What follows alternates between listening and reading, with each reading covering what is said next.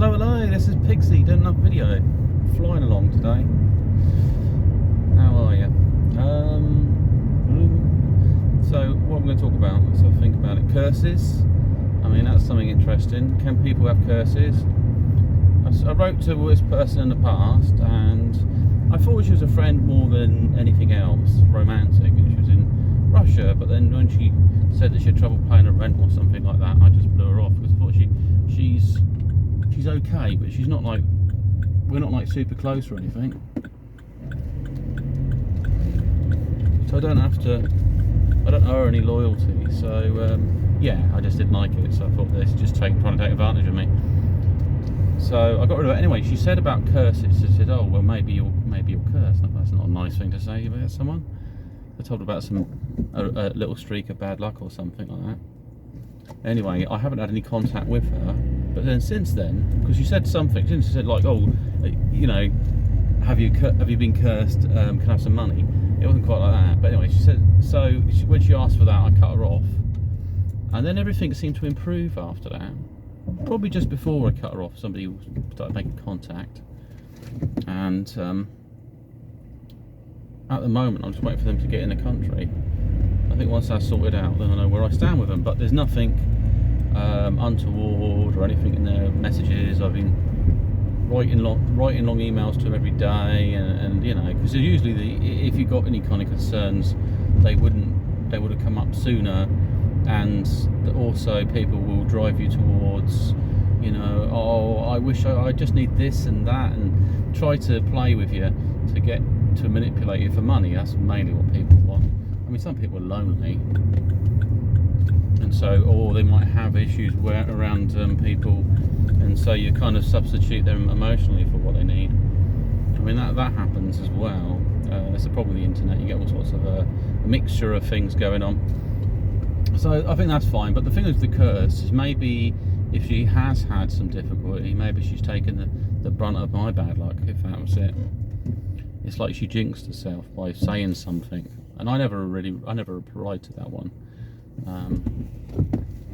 You know, maybe to call it out as something like that could bring it. And it's, to be honest, I could have had something where I've hexed myself in some way, not realised. You know, maybe my karma has had an effect on someone, and it's led to them having a bad life, or maybe the inaction of certain things in my life. I mean, there's a few things that come to my mind. I mean, I know why. I'm a different person now. I've had a few like memories from when I was at school. I got attacked. I was in a urinal, and there was this chap, and he was probably about as tall as me. I don't even know him. And there was this little kid, and what his little kid would do, who's like a year below, is he would tip him off so he could try to bully people and get money out of them and stuff. So I went into this urinal. I went into this toilet, small toilet. Nothing else there. It's quite quiet, and I sensibly walked in, and I didn't know anything about him. And then I felt a kick in the back. It's like, you piss yourself. And I thought, what an arsehole. But things are not really. Well, I'm more aggressive now. At the time, I wasn't. And so I didn't. I was thinking, what am I going to do? Going to hit him? So I washed my hands afterwards, and he was like saying some odd stuff. And I went to leave. I think he went to try to grab my bag. I just pulled away from him, just walked out the door, and that was it. But it's just so weird. But I was aware of that that other people had started being abused by him and this lad. So it's like, oh, he's just gone in the toilet, or they give somebody like a swirly or something. You know, these sorts of really shit behaviour. And just people just crazy like that. I mean, I was thinking back to that, but I'm a different person now. I mean, I'd love to just batter him. You know, if I come in contact with him, this is why I hate to go to a school reunion, because somebody might say, oh, remember when I, you know, might have done something to me that I was unaware of, and I thought, oh yeah, and then just headbutt him or something. But it's just that kind of like, how dare you think that was okay?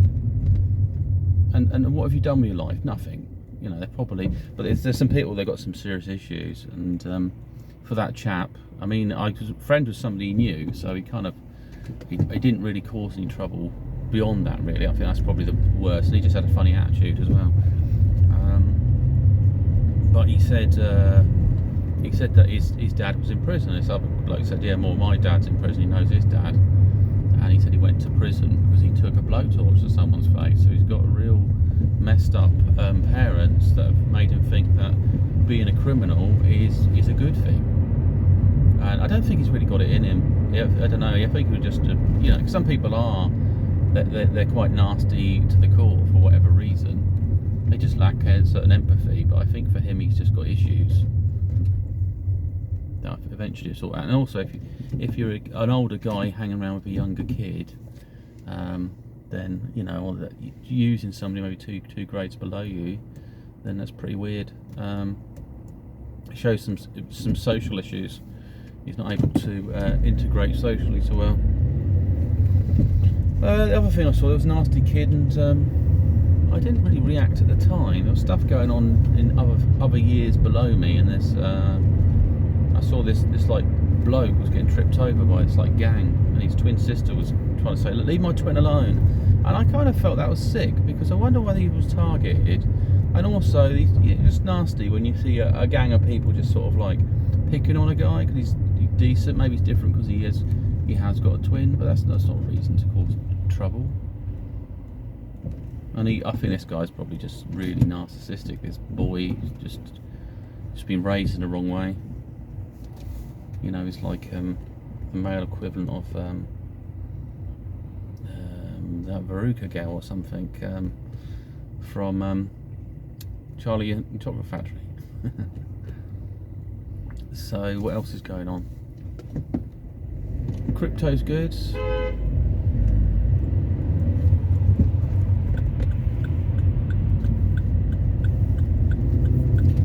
It's on the up, and there's a few things that are going on. There's Pundi X, so I'm just trying to sort out my wallet for that. Keep going, bloody hell, you're so slow, this car in front of me.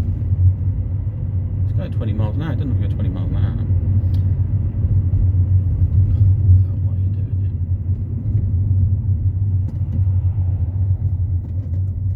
here? There we go, it's fair enough. They've probably got a cat in their car or something. So yeah, Pundi X, it's going to be used for like this cryptocurrency exchange between, like you can use for like a Visa card. You know, you probably use it on an app. You can transfer so many cars turning bloody white all the time. And other technologies.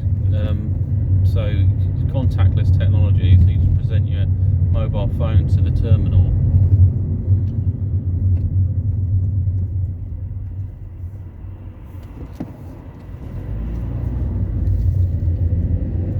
Then you can just pay in this particular currency. And the big step forward is that there's broken economies around the world, and it's going to fill in the gaps, which is important, because these economies want to recover. They don't want people don't want to turn to crime and live in a cesspool. And you know, and then also the ultra rich, the elite, or whoever, they've got all the money they need. They just bring it out. So, you know, broken economies and war zones and everything. I mean, if they clear it up, they've got places to go. These elite guys, they might turn up and think, "Oh, this is a nice hotel. I didn't realise Venezuela could be so nice," or wherever. I'm not saying Venezuela's a bad country; it's just got a few issues from what I've seen documentaries. And yeah, just a way forward, really. People need to use things, and also they don't want to go to the bank just for their money. If they can use their smartphone, then that solves the problem.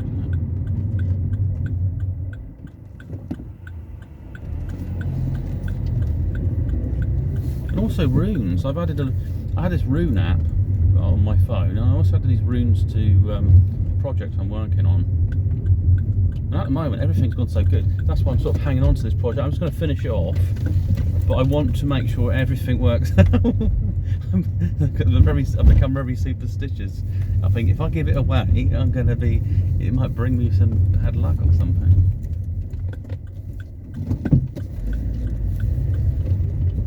So yeah, it's not what I want. Got some bloody car following me all everywhere. Anything else? I have some strange dreams. I think things have been said to me. Like like Shah-Sadamar or something.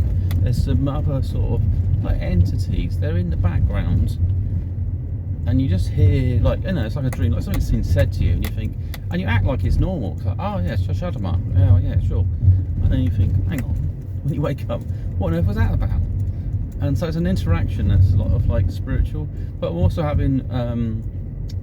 So if you're quite involved emotionally with someone, I'm having sort of flashes of things I'm seeing as well. It's quite strange.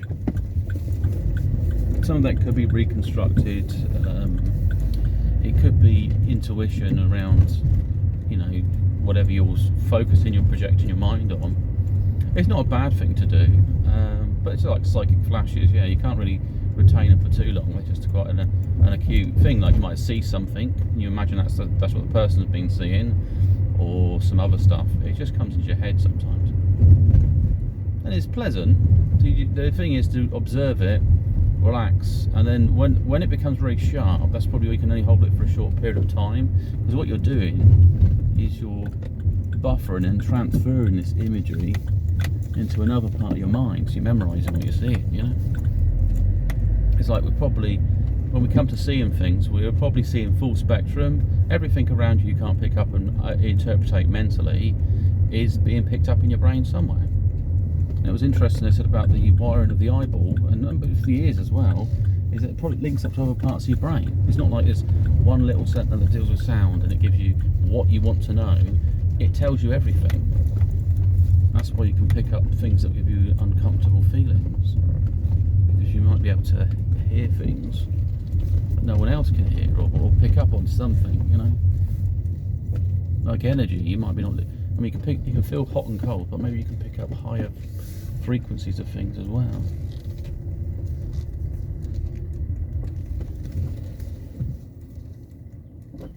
There we go, lovely. So, hello. This is Pixie, sign off. Have a great one. I'll speak to you soon. Bye.